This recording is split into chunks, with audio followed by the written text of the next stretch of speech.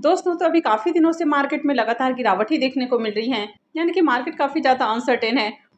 और ऐसे में कई बढ़िया-बढ़िया कंपनियों के जो स्टॉक हैं, वो काफ़ी ज़्यादा डिस्काउंटेड प्राइस के ऊपर अवेलेबल हैं, यानी कि अपने ऑल टाइम हाई से काफ़ी नीचे गिरे हुए हैं। तो आज के वीडियो में कुछ ऐसे ही स्टॉक्स के बारे में बात करेंगे। हालांकि बाई करना है, सेल करना है, ये किसी भी तरह का रिकमेंडेशन नहीं है, यानी कि वीडियो सिर्फ और सिर्फ इन्फॉर्मेशन और एजुकेशन के पॉइंट ऑफ व्यू से बनाई जा रही है। और कहीं भी इन्वेस्टमेंट से पहले अपनी खुद की एनालिसिस करें और अपने फाइनेंशियल एडवाइजर से कंसल्ट करने के बाद ही कोई भी डिसीजन बनाएं। तो चलिए वीडियो को शुरू करते हैं। तो सबसे पहला स्टॉक है डिक्सन टेक्नोलॉजी का स्टॉक। इसका शेयर अभी 9890 के अराउंड ट्रेड कर रहा है। और इस स्टॉक के अगर चार्ट को देखें तो ये अपने ऑल टाइम हाई से काफ़ी ज़्यादा डिस्काउंट के ऊपर अवेलेबल है, यानी कि मोर देन 45%, 50% के करीब ये डिस्काउंटेड प्राइस के ऊपर अभी फिलहाल मिल रहा है। कंपनी का अगर बिजनेस के बारे में बात की जाए तो कंपनी का बिजनेस काफ़ी बढ़िया है। ये कंपनी मेकिंग इंडिया के तहत काम कर रही है, यानी कि इंडिया के अंदर जो भी इलेक्ट्रॉनिक्स गैजेट्स वगैरह हैं वो बनाने का जो काम है वो ये कंपनी करती है। अब पहले आप देखते थे कि जो भी मोबाइल फ़ोन्स है, टीवी है, कंप्यूटर है, एसी है, यानी कि काफ़ी सारे जो इलेक्ट्रॉनिक गैजेट्स हैं ये इंडिया से बाहर बनते थे, लेकिन अब ये सारा जो गैजेट्स हैं वो इंडिया के अंदर ये कंपनी बनाने का काम करती है। कंपनी का मार्केट कैप 60,319 करोड़ का है। करेंट प्राइस 9,900 रुपये के अराउंड है। स्टॉक के अगर 52 वीक हाई और लो की बात करें तो इसने 18,472 रुपये का हाई लगाया है और 9600 रुपये का इसका लो है, यानी कि स्टॉक अपने लोअर प्राइस के अराउंड ही ट्रेड कर रहा है। और पिछले ट्रेडिंग सेशन में ही स्टॉक के अंदर काफ़ी गिरावट भी देखने को मिली थी और नीचे के लेवल से काफ़ी शानदार रैली भी देखने को मिली। पी मल्टीपल को देखें तो पी मल्टीपल इसका 42.8 का है। हालांकि स्टॉक अभी भी देखें तो एक्सपेंसिव है और इस तरह की जो बढ़िया बढ़िया कंपनियां होती हैं तो इनके स्टॉक कभी भी आपको बहुत सस्ते प्राइस के ऊपर नहीं मिलते हैं। बुक वैल्यू 670 रुपीज़ का देखने को मिल रहा है। कंपनी 0.08% का डिविडेंड भी देती है। आरओसी और आरओसी को देखें तो ये दोनों ही काफ़ी शानदार है। आरओसी इसका 40% का है और आरओई 32.8% का है। फेस वैल्यू 2 रुपये पर शेयर है। कंपनी के अगर सेल्स को देखें तो कंपनी का सेल्स लगातार इंक्रीज हुआ है, यानी कि 12,000 करोड़, 17,000 करोड़, 38,000 करोड़ और उसके बाद 48,000 करोड़ रुपए का सेल्स देखने को मिल रहा है। प्रॉफिट को भी देखें तो ईयर ऑन ईयर इसका प्रॉफिट भी इंक्रीज हो रहा है, यानी कि फाइनेंशियल 23 में कंपनी 255 करोड़ का प्रॉफिट बना रही थी, 24 में बढ़ के 375 करोड़, फाइनेंशियल 25 में 1233 करोड़ और फाइनेंशियल 26 में अब तक 1800 करोड़ का प्रॉफिट है। रिजर्व को भी देखें तो अच्छा खासा कंपनी के पास रिजर्व भी है। फाइनेंशियल 23 में कंपनी के पास जहां 1200 करोड़ का रिजर्व था, 24 में 1600 करोड़, फाइनेंशियल 25 में 2900 करोड़ और फाइनेंशियल 26 में अब तक 4000 करोड़ रुपए का रिजर्व देखने को मिल रहा है, यानी कि कंपनी का रिजर्व भी इंक्रीज हो रहा है।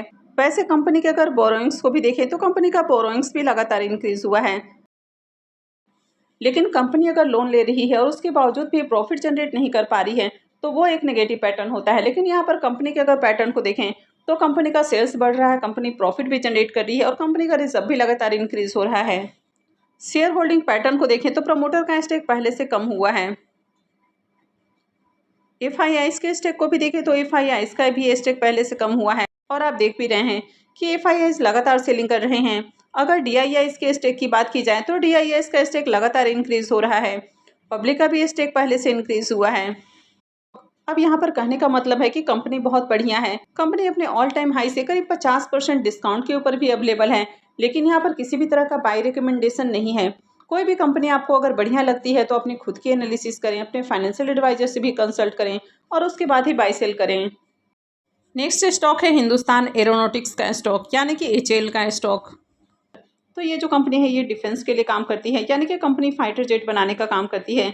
इसके अलावा और भी जो दूसरे इक्विपमेंट होते हैं, यानी कि डिफेंस से रिलेटेड काफ़ी तरह के कंपनी इक्विपमेंट्स बनाती है। अगर इसके करंट प्राइस की बात करें तो ये अभी 3680 रुपये के ऊपर ट्रेड कर रहा है और अगर इसके भी चार्ट को देखें तो ये स्टॉक अपने ऑल टाइम हाई से करीब 35% डिस्काउंट के ऊपर अवेलेबल है, यानी कि यहाँ पर भी कंपनी के शेयर्स ऑल टाइम हाई से नीचे ट्रेड कर रहे हैं। अब यहाँ पर गिरावट के कई सारे कारण हैं। एक तो फरवरी में इनका जो फाइटर जेट है वो क्रैश हो गया था, तो इसके कारण भी स्टॉक में गिरावट देखने को मिली और अभी फिलहाल मार्केट भी गिर रहा है तो इसके कारण भी स्टॉक में गिरावट देखने को मिल रही है। तो यहाँ पर भी स्टॉक अपने ऑल टाइम हाई से करीब 35% नीचे है। कंपनी का मार्केट कैप 2,46,000 करोड़ का है, यानी कि बहुत बड़ी कंपनी है। करेंट प्राइस इसका 3687 रुपये है। 52 वीक हाई और लो को देखें तो 5166 रुपये इसका 52 वीक हाई है और 3479 का लो है। तो यहाँ पर भी स्टॉक अपने 52 वीक लो के अराउंड ही ट्रेड कर रहा है। पी मल्टीपल 27.7 का है। बुक वैल्यू 555 रुपये है। डिविडेंड यील्ड 1.08% है। आरओई इसका 33.9% और आरओई 26.1% है। तो इसका भी आरओई और आरओसी ये दोनों ही काफ़ी बढ़िया हैं और फेस वैल्यू 5 रुपये पर शेयर है। अब कंपनी के अगर सेल्स नंबर को देखें तो इसका भी सेल्स लगातार इंक्रीज हो रहा है। फाइनेंशियल 23 के अंदर देखें तो इसका जो सेल्स है वो 26,900 करोड़ है। 24 में 30,300 करोड़ और फाइनेंशियल 25 में 30,900 करोड़ है। तो 24 से 25 के बीच में सेल्स के अंदर बहुत ज़्यादा ग्रोथ देखने को नहीं मिली है। हालांकि फाइनेंशियल 26 में देखें तो अब तक यहाँ पर 32,800 करोड़ का सेल्स देखने को मिल रहा है। तो कंपनी का सेल्स इंक्रीज हो रहा है। कंपनी के अगर प्रॉफिट को भी देखें तो ईयर ऑन ईयर कंपनी बढ़िया प्रॉफिट भी जनरेट कर रही है। फाइनेंशियल 23 में 5,800 करोड़ का प्रॉफिट है। 24 के अंदर 7,600 करोड़, फाइनेंशियल 25 में 8,300 करोड़ और फाइनेंशियल 26 में अब तक 8,800 करोड़ रुपए का प्रॉफिट देखने को मिल रहा है। तो कंपनी का प्रॉफिट भी इंक्रीज हो रहा है। कंपनी के अगर रिजर्व को देखें तो काफ़ी बड़ी कंपनी है और कंपनी का रिजर्व भी काफ़ी तेज़ी से इंक्रीज हो रहा है। और अगर डेट को देखें तो कंपनी का डेट रिड्यूस हुआ है, यानी कि ऑलमोस्ट कंपनी आपको डेट फ्री देखने को मिल रही है। तो ये इसमें एक बड़ा प्लस पॉइंट है कि कंपनी डेट फ्री है। शेयर होल्डिंग पैटर्न को देखें तो प्रमोटर का स्टेक यहाँ पर 71.64% है और ये आपको कांस्टेंट देखने को मिल रहा है। तो ये गवर्नमेंट की कंपनी है और ये सारा जो स्टेक है ये गवर्नमेंट का स्टेक है। एफआईआईज की अगर होल्डिंग को देखें तो एफआईआईज की होल्डिंग पहले से कम हुई है क्योंकि एफआईआईज लगातार सेलिंग कर रहे हैं। डीआईआईज की होल्डिंग को देखें तो डीआईआईज की होल्डिंग इंक्रीज हो रही है। गवर्नमेंट का यहाँ पर 0.07% का स्टेक है। पब्लिक के स्टेक को भी देखें तो पब्लिक का भी स्टेक पहले से इंक्रीज हुआ है। तो यहाँ पर अगर HAL के चार्ट को देखें तो कंपनी ने काफ़ी अच्छा रिटर्न भी बना कर दिया है। तो स्टॉक अपने ऑल टाइम हाई से 34 से 35% डिस्काउंट के ऊपर मिल रही है, लेकिन फिर भी कंपनी ने 610% का शानदार रिटर्न बना कर दिया है। नेक्स्ट स्टॉक है CDSL का स्टॉक, यानी कि सेंट्रल डिपॉजिटरी सर्विसेज लिमिटेड का स्टॉक। तो इंडिया के अंदर दो मेजर डिपॉजिटरी हैं, एक है NSDL और दूसरा है CDSL। अगर मार्केट कैप के हिसाब से देखें तो CDSL बड़ी कंपनी है। करेंट प्राइस इसका 1183 रुपये के अराउंड ट्रेड कर रहा है। अब अगर इनके बिजनेस के बारे में बात करें तो जब तक स्टॉक मार्केट का बिजनेस चलने वाला है तब तक इस तरह की जो डिपॉजिटरी है इनका भी बिजनेस चलने वाला है, यानी कि शानदार बिजनेस है। अब मार्केट में अगर आपको पैसा बनाना है तो इसके लिए ज़रूरी नहीं कि आपको हमेशा अलग अलग कंपनियों में इन्वेस्टमेंट करना है। कुछ ऐसी गिनी चुनी कंपनी है, अगर इनमें भी आप प्रॉपर इन्वेस्टमेंट करते हैं, यानी कि समय समय पर जब भी इनमें गिरावट आती तब तब आप इन्वेस्टमेंट करते हैं, उनको होल्ड करके रखते हैं, तो भी आप बढ़िया प्रॉफिट बना सकते हैं। हालांकि ये वीडियो किसी भी तरह का बाय सेल रिकमेंडेशन नहीं है, ये सिर्फ आपको नॉलेज और इन्फॉर्मेशन के पॉइंट ऑफ व्यू से बताई जा रही है। कंपनी का मार्केट कैप 24,000 करोड़ का है। करेंट प्राइस 1186 रुपये है। इसके 52 वीक हाई और लो को देखें तो 1829 रुपये का 52 वीक हाई है और लो 1080 का है। तो यहाँ पर भी स्टॉक अपने लो के अराउंड ही देखने को मिल रहा है। पी मल्टीपल 52.1 का है, यानी कि पी वाइज देखें तो अभी भी कंपनी एक्सपेंसिव है और इस तरह की कुछ कंपनियां हमेशा ही आपको एक्सपेंसिव प्राइस के ऊपर ही देखने को मिलती हैं। बुक वैल्यू 83.4 रुपीज़ है। डिविडेंड यील्ड 1.05% है। आरओसी इसका 42% है और आरओई 32.7%। तो इसका भी आरओसी और आरओई ये दोनों ही अच्छा है। फेस वैल्यू 10 रुपये पर शेयर है। इसके भी अगर सेल्स के नंबर को देखें तो इसका भी सेल्स लगातार इंक्रीज हुआ है, यानी कि ईयर ऑन ईयर कंपनी का सेल्स बढ़ा है। प्रॉफिट को भी देखें तो 22 के बाद से 23 में प्रॉफिट घटा है, लेकिन उसके बाद से कंपनी का जो प्रॉफिट है ये लगातार इंक्रीज हुआ है। अब अगर इसके रिजर्व को भी देखें तो ईयर ऑन ईयर कंपनी का रिजर्व इंक्रीज हुआ है। और अगर इसके भी बोरोइंग्स को देखें तो कंपनी के ऊपर ज़्यादा कर्ज नहीं है, यानी कि डेट फ्री कंपनी है। अब यहाँ पर अगर शेयर होल्डिंग पैटर्न को देखें तो प्रमोटर का स्टेक यहाँ पर 15% का देखने को मिल रहा है। एफआईआईज की होल्डिंग को देखें तो एफआईआईज की होल्डिंग पहले से इंक्रीज हुई है। डीआईआईज की होल्डिंग को भी देखें तो इनकी होल्डिंग भी इंक्रीज हुई है, वहीं पर पब्लिक की होल्डिंग पहले से कम हुई है। अब जैसा कि मैंने आपको बताया कि इस तरह का जो बिजनेस है ये हमेशा ही चलने वाला है, यानी कि जब तक स्टॉक मार्केट रहेगा तब तक इस तरह की जो डिपॉजिटरी है इनका भी बिजनेस रहने वाला है। तो यही रीजन है कि इसमें एफआईआईज और डीआईआईज की होल्डिंग लगातार इंक्रीज हुई है। तो यहाँ पर भी अगर CDSL के चार्ट को देखें तो अगर इसके 5 ईयर्स के रिटर्न को देखें तो स्टॉक अपने ऑल टाइम हाई से मोर देन 36% अभी भी आपको डाउन देखने को मिल रहा है। इसके बावजूद भी देखें तो कंपनी ने पिछले 5 सालों में 250% से भी ज़्यादा का रिटर्न बना कर दिया है। और वहीं अगर इसके मैक्सिमम चार्ट को देखें तो कंपनी 2017 में ही इनकॉर्पोरेट हुई है, यानी कि कंपनी को अभी 10 साल भी नहीं हुए हैं और कंपनी ने 800% से ज़्यादा का रिटर्न बना कर दिया है। नेक्स्ट स्टॉक है ओलेक्ट्रा ग्रीनटेक का स्टॉक। अब ये जो कंपनी है ये ईवी के अंदर काम करती है, यानी कि इलेक्ट्रिक बसेस वगैरह बनाने का काम करती है। तो अभी आप देख रहे हैं कि मिडिल ईस्ट में जो भी टेंशन आपको देखने को मिल रहा है उसके कारण पेट्रोल और डीजल के जो प्राइसेस हैं वो इंक्रीज हो सकते हैं और आने वाले समय में भी ये जो टेंशन है ये काफ़ी ज़्यादा बढ़ने वाला है।